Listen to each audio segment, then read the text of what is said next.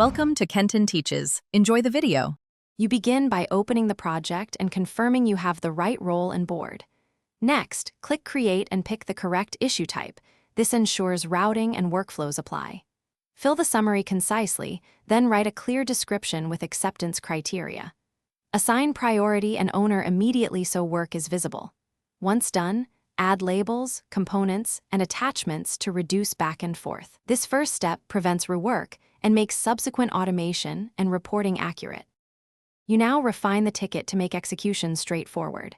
Estimate effort using story points or hours so capacity planning works. Set sprint and due date when applicable.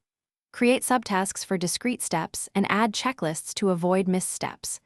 Link dependent issues with blocks or relates so blockers are visible to the team. Once done, populate custom fields for CI, environment, or release. Make sure to add watchers for stakeholders and move the issue to the right workflow state. You finish by verifying all acceptance criteria, merging code, and ensuring CI and reviews passed, then transition the issue to done.